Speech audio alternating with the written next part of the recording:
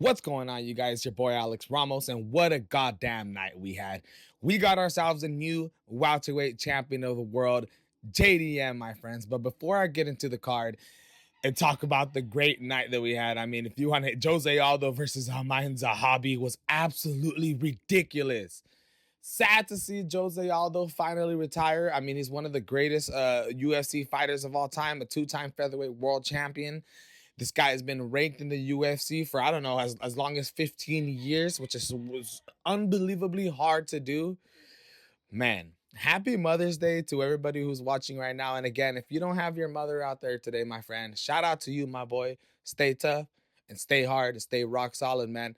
And just keep on grinding, my friends. But hey, let's get into UFC 315. So now we know what's going to happen between Ilia Poirier and Charles Oliveira versus Islam Makhachev, since JDM just went in there yesterday and performed absolutely amazing, had boxing that looked like Canelo. You know, Belil comes in here and talks about how his boxing is Canelo boxing. Bro, before this fight, I was comparing JDM to Canelo. If they even look like each other, my friends, but dude, the hooks that JDM throws, you know, when he fights, he reminds me of Rolly Romero. The way Rolly Romero just loads up on his punches and throws combinations, but JDM is an outstanding boxer, man. He uses boxing mixed with street fighting when he throws those hooks, man. It's almost like a Mike Tyson type of style. But dude, absolutely amazing, my friends. That wasn't the most amazing thing on the card, though. So like I was saying, since JDM has beat Belil Muhammad, we are no longer getting Islam Makhachev versus Ilia Poirier in International Fight Week. No, sir. Which is sad because I wanted that, and I'm pretty sure the UFC fans wanted that. But what are we going to be getting? Islam Makhachev has already released tweets, my friends, and we already knew this was going to happen. He's going to be moving up to the welterweight division to try to become a two-time division champion himself. Now that Belil Muhammad is no longer champion and the spot is to be taken from a guy like JDM. Man, I really wanted to see Ilia Poirier versus Islam Makhachev. Now what we're going to be getting in International Fight Week is Ilia Poirier versus Charles Oliveira. And I believe that is going to be for the interim world championship, my friends. And then we will be having, if Islam does defend his bout against JDM, two-time division champion, he'll come back down and face the winners out of Poirier and Charles Oliveira. Now, I do think Poirier is going to be Charles Oliveira, you guys, but man, I cannot wait for that fight. Now let's get back onto UFC 315.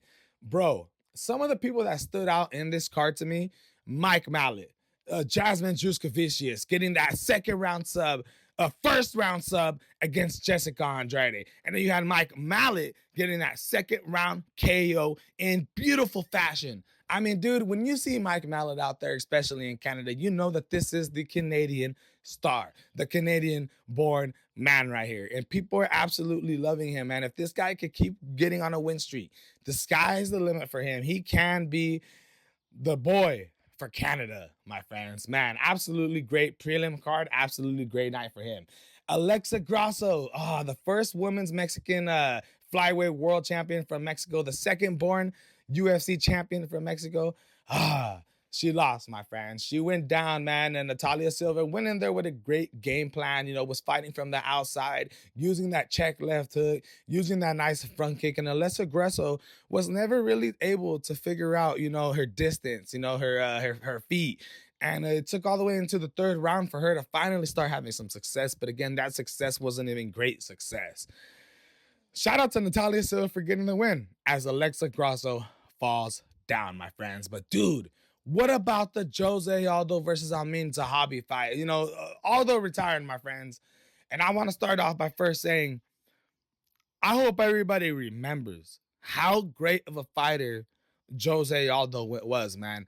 I mean, do not let the Conor McGregor knockout absolutely ruin everything for Jose Aldo. Man, before that, the man was amazing, you guys. Man, absolutely love Jose Aldo, a legend in the game, a pioneer in the game. And what a fight to go out. I know he didn't get the win, but god damn, that fight was so close, dude. Jose Aldo in the third round, rocking him, soccer kicking him, boom. You got Zahabi flying the craziest freaking fly that I ever seen. He was like, ooh. gets up, starts to put on his own pressure.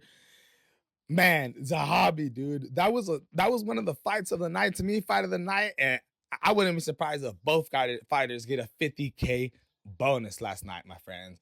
And then we move on to the co-main event where Valentina Shevchenko defeats Marion Ferriat. Now, you know, Ferriat was going in there on a 12-fight win streak, 7-fight win streak in the UFC, having only spent 14 seconds on the floor during that whole 7 fights in the UFC.